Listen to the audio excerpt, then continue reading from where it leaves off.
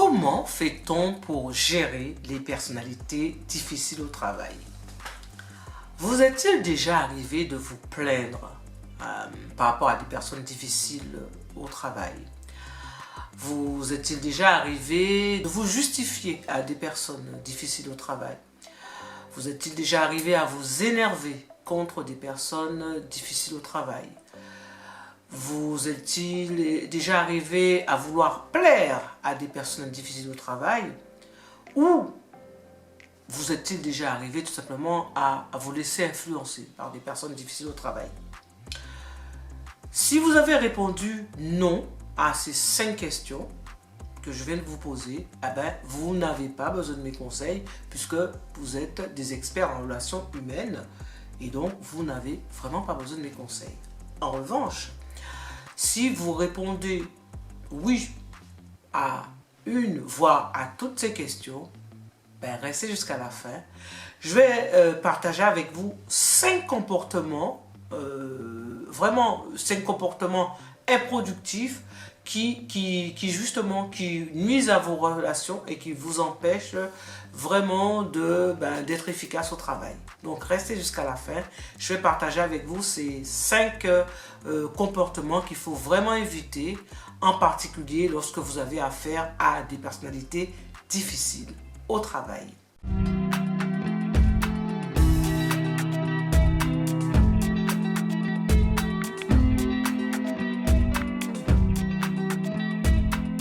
Mais avant de rentrer dans le vif du sujet, si vous n'êtes pas encore abonné à ma chaîne YouTube, je vous invite à le faire. N'hésitez pas à partager et à liker ma vidéo. Et comme j'aime bien faire des cadeaux, je vous offre mon guide. Un guide justement pour apprendre à mieux gérer votre stress, qui va vraiment être utile pour apprendre à mieux gérer votre stress en toutes circonstances. Voilà, vous pouvez télécharger justement ce guide-là, n'hésitez pas. Parfait, alors sans plus tarder, voici les 5 comportements efficaces justement qu'il faut, ces 5 comportements qu'il faut éviter, mais vraiment, devant les personnalités difficiles, parce que c'est la porte ouverte que vous leur tendez, la main tendue que vous leur tendez pour justement peut-être vous exploiter, vous manipuler et vous faire vraiment du tort, et là vous allez finir... Vraiment, c'est la cata. Vous allez finir en burn-out. Donc, il faut éviter vraiment d'avoir ces 5 comportements.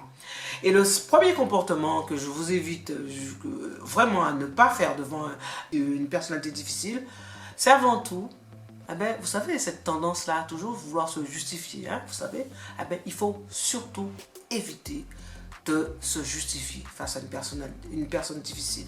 Pourquoi, vous allez me dire? C'est vrai qu'on ressent souvent ce besoin d'approbation, ce besoin de justifier. Mais ça peut passer peut-être par une personne normale, vraiment. Mais face à une personne difficile, il faut vraiment arrêter. Parce que qu'est-ce que ça renvoie, justement? Le fait que vous justifiez. Lui, il vous observe, le manipulateur, la personne difficile, et il va prendre ça vraiment comme une porte ouverte et que vous allez vraiment finir par être sa proie parce qu'il voit vraiment en vous une personne vulnérable quand vous vous justifiez.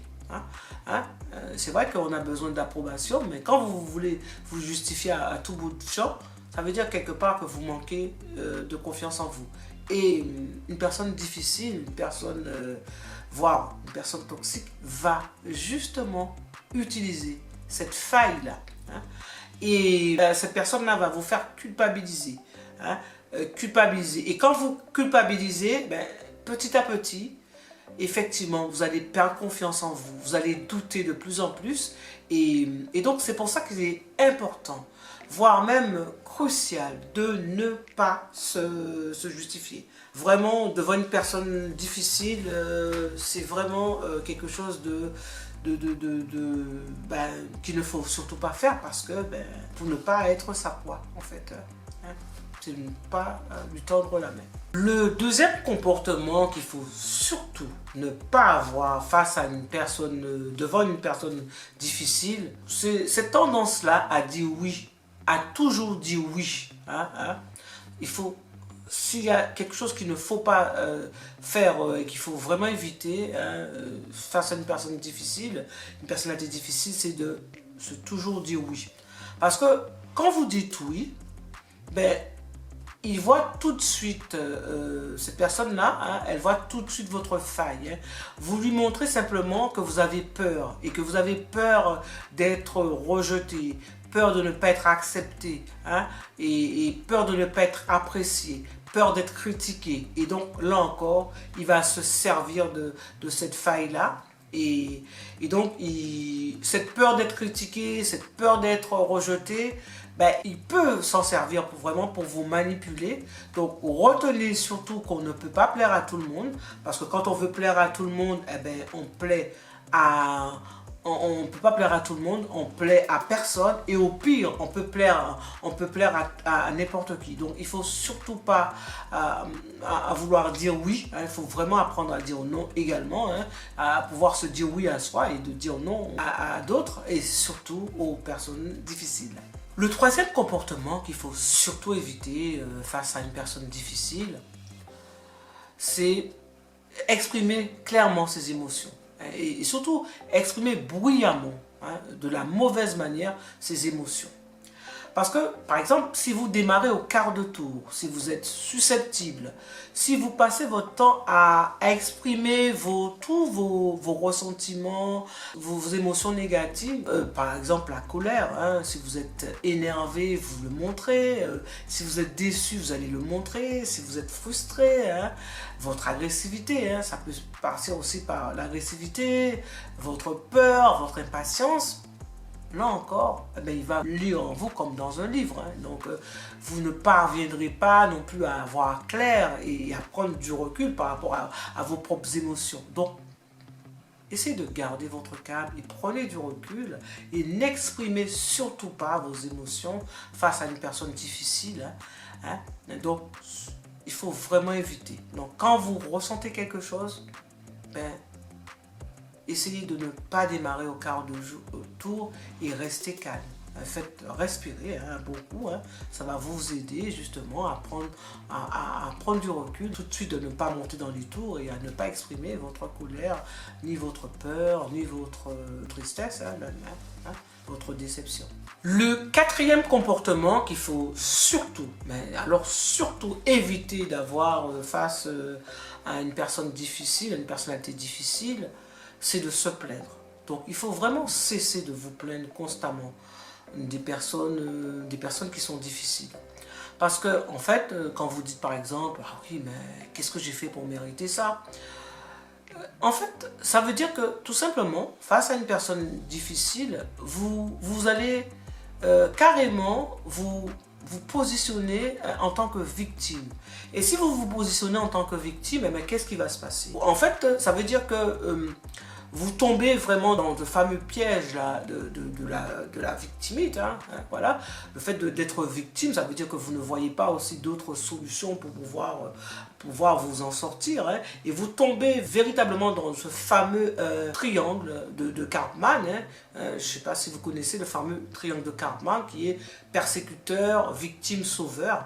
Et quand vous êtes dans la position de victime, ce que vous allez attirer à vous, c'est que quand vous victimisez, c'est que les autres veulent vous sauver, hein, venir en aide, vous sauver, ou alors vous persécuter, et donc voilà, tomber dans les mains de manipulateurs. Donc il faut vraiment éviter de se victimiser et toujours vouloir s'en sortir, parce que ne plus vous focaliser sur vos malheurs, parce que quand vous vous focalisez sur vos malheurs, vous ne verrez plus non plus les solutions qu'il faut avoir justement pour vous en sortir face à cette personne difficile, parce qu'il existe justement des moyens pour pouvoir ne plus être la proie d'une personne difficile et avoir la bonne réaction. Mais quand vous vous plaignez, vous n'êtes pas en mode solution. Vous avez capitulé. Donc il faut vraiment éviter, parce que c'est le message aussi que vous lui envoyez. Et ça, croyez-moi, clairement, il ne va pas louper ça. Donc il va vous exploiter, il va vous manipuler, parce que c'est ce qu'il attend, justement. Le cinquième comportement qu'il faut, mais alors là, vraiment éviter d'avoir face aux personnes difficiles, c'est vraiment d'arrêter d'être influencé par ce type ce personnage-là, qu'on caractérise de difficile. Parce que si vous êtes trop facilement influençable, vous allez échouer. Échouer dans vos tentatives de vouloir gérer les personnalités difficiles. Donc, il ne faut surtout pas être influençable et au contraire, il faut se renforcer.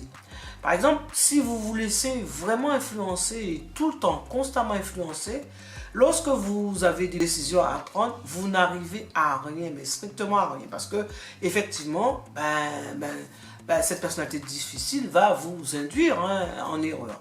Donc, sachez prendre vos décisions. Soyez plus autonome et sachez prendre seul vos décisions.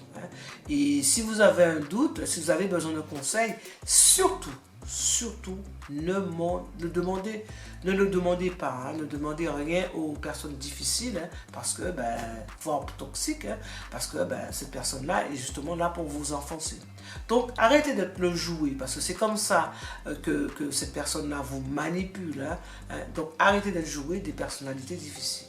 Et soyez autonome et faites-vous confiance et prenez aussi vos décisions seuls. Alors, vous l'aurez compris, ce sont les 5 comportements qu'il faut surtout éviter d'avoir face à une personne toxique pour justement donc éviter de se justifier, éviter justement de toujours lui demander votre avis, d'être dans l'approbation, éviter d'être influencé, c'est très important de ne pas avoir ce genre de comportement-là.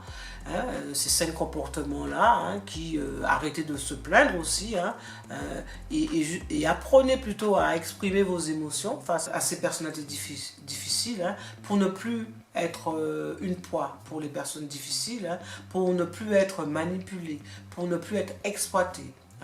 Alors, si vous n'arrivez pas à le faire, je reste à votre disposition. N'hésitez pas à rentrer en contact avec moi pour plus d'informations ou à prendre un rendez-vous. Je reste à votre disposition en cabinet ou en ligne. www.doctolib/lydialecusson.fr. Visitez également mon site où j'ai un blog où je partage pas mal d'articles avec vous, avec des contenus inspirants. Vous allez pouvoir aussi évaluer au passage sur mon site votre niveau de stress, votre niveau de stress. Donc n'hésitez pas, vous pouvez aussi bénéficier d'une séance de découverte, de coaching gratuite, de découverte. N'hésitez pas à rentrer en contact avec moi.